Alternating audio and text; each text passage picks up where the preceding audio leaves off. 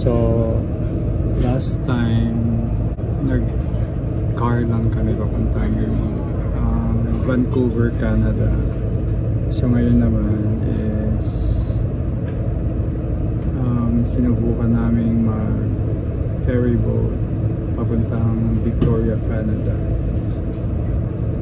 So ang sabi dun sa instructions sa website nila, mga 3 hours yung biyahe from Seattle to Victoria, Canada.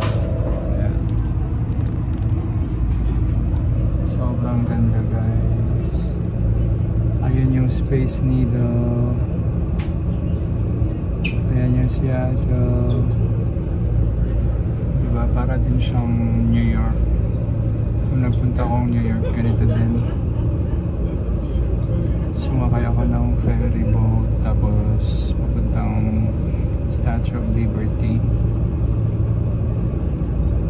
So ang hiningi lang sa akin during onboarding is yung green card ko, passport at ticket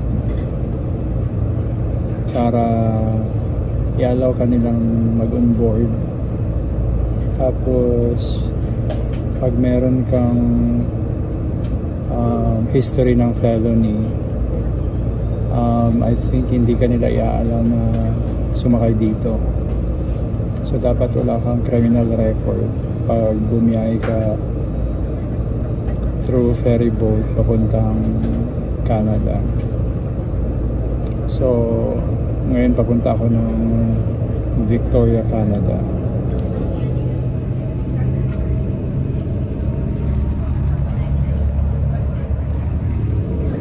So update ko kayo mamaya kung nasa Victoria na ako. Basta 3 hours yung biyahe mula Seattle papuntang Victoria, Canada. So yung mukha ko ngayon medyo haggard pa kasi nagpuyat ako kagabi. Kaya medyo parang akong lasing na naglalakad kanina kasi sobrang aga pa. Sobrang aga nung paggising ko, mga siguro alas 5 ng umaga. Nag-take ako ng bus papunta sa terminal. So kaya medyo inaantok pa ako. It's okay. I-update ko na lang kayo mamaya, guys. See ya.